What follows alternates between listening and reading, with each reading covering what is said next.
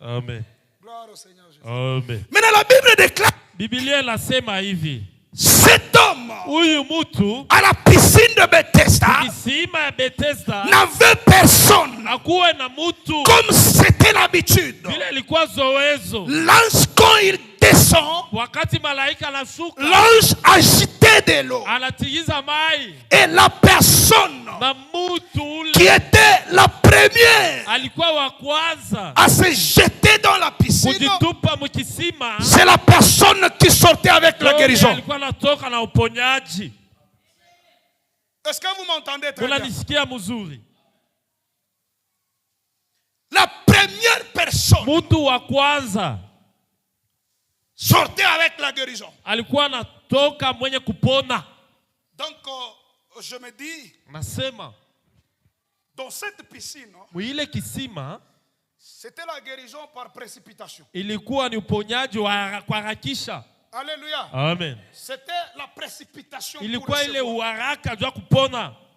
Donc, il y a quelque chose que je vais devoir parler ce matin. Kwa kitu matasemeza ya Avant asubuhi. que nous puissions lire la Bible. Mbele ya siku kusoma Biblia. J'aimerais te révéler une chose. Mitafununia siri moja. Vous savez, Dieu Mnajua Mungu reste Dieu. anabakia Mungu. Et Dieu, Na Mungu il visite tout le monde. anatembeleaka kila mtu. Mais attention, Keba angela. de Genèse Mwanzo à l'Apocalypse, mpaka Ufunuo, tous ceux wale wote qui ont été élevés waliinuliwa en dignité, kwa heshima, ils ont passé par un sacrifice. balipitia sadaka. Dieu Mungu n'accorde jamais sa puissance. ajali yake, uwezo wake. Ah, écoutez très bien ce que je vais dire. Musikie mzuri ile mitasema. Écoutez très bien ce que je vais dire. Mufuate mzuri. Et vous allez vivre la gloire de Dieu. Mutaishi utukufu wa Mungu.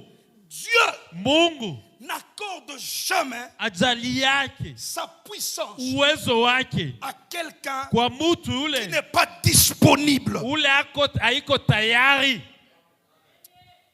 Est-ce que j'ai bien parlé? Mila sema mzuri. Dieu a besoin de ton temps Mungu ako lazima ya wakati wako pour qu'il t'accorde sa puissance. akujalie uwezo wake.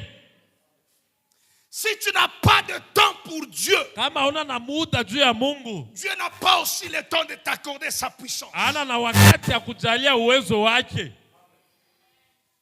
Alléluia. Amen. Même dans la prière, Hata mu maombi, vous savez, unajua c'est par excès des heures. ni kwa ile bidii, ile fieri mingi, C'est par excès des heures kwa ile kiburi. que nous, serviteurs, Joshie batumishi disons souvent, tunasemaka j'ai déjà beaucoup prié. meshaomba sana. Même l'église, Hata kanisa c'est par excès des heures ni kwa kiburi que nous disons ça, tunasemaka vile que j'ai déjà beaucoup prié. tunaomba sana. Tu n'as pas encore prié. Wewe uyaomba. Alléluia. Amen. Car la Bible me dit, Biblia inasema à chaque jour kila siku suffit. inakuwa Termine avec moi. À chaque jour suffit. sapeni. Yes. Le message est passé. Ujumbe unafika, Le message est unaelewa? passé. Unaelewa Le ujumbe? message inaingia kabisa. Accorde ton temps à Dieu. We jalia Mungu wakati wako, Et Dieu na Mungu t'accordera sa puissance. atakujalia uwezo wake. Sois disponible dans la face de Dieu. Kuya tayari kuwa hapo muwepo wa Mungu. Et tu le verras, il te touchera. Utaona takugusa. Il y a deux choses différentes. Kuna vitu mbili vya kuachana. Il y a la spiritualité Kuwa maneno ya kiroho et il y a le matériel. na mahali ya kupapasha. Alléluia. Amen. Donc il y a deux types de bénédictions. Kuko mabaraka aina mbili. Il y a la bénédiction spirituelle Kuko baraka ya kiroho. et il y a la bénédiction matérielle. Kuko baraka ya mahali ya La kupapasha. bénédiction spirituelle Baraka ya kiroho est le seul qui attire le matériel. ile ndio inavutaka mahali ya Si kupapasha. quelqu'un n'est pas béni Kama spirituellement, Mutu abarikiwe mukiroho, cette personne ne sera pas bénie matériellement. ule mutu atabarikiwa kwa mahali. Alors pour être béni spirituellement, Ndio kubarikiwa mukiroho. pour que le spirituel Juu ya ile maneno ya kiroho puisse attirer le matériel, ivute mahali ya kupapasha. pour que cet homme attire sa guérison. Huyu mtu avute uponyaji wake. Cet homme devait être béni spirituellement. Alipaswa kubarikiwa mkiroho. Alléluia. Amen. La piscine Kisima devait marcher vers cet homme. kilipaswa kutembea kwenda kwa huyu mtu. La piscine Kisima devait prendre le pied. ilipaswa kuota mikulu. Et nous avons expliqué. Na tulifafanusha Nous avons hivi. dit la piscine, Kisima, la véritable piscine, kisima ya kweli c'est Jésus de ni Nazareth. Yesu Kristo wa Nazareta. Alléluia. Amen. Donc c'est lui qui a pris pied ce jour-là. Ule aliota mikulu ile siku. Et il est allé vers le paralytique. Alienda kwa huyo mtu wa kupoza. Et il a tenu la main. Alimushika mkono. Il a dit lève-toi Akasema simama. et marche maintenant. Utembee sasa. Ah, je parle à quelqu'un ce matin. Ninaambia mtu ya asubuhi. Que le Christ Kristo se déplace pour ta cause. atembee juu ya mambo yako.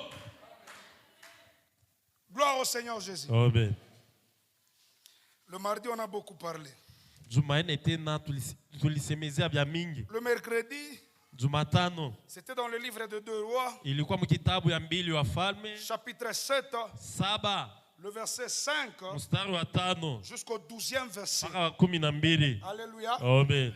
Nous avons parlé de l'histoire de 4 lépreux. Tulisemea hadithi ya wao wagonjwa wanne. Et le jeudi, Na Alhamisi nous avons parlé de l'histoire de Jonas. tulisemezea hadithi ya Yona. Dans le livre de Jonas, le livre portant son nom, Ya Yona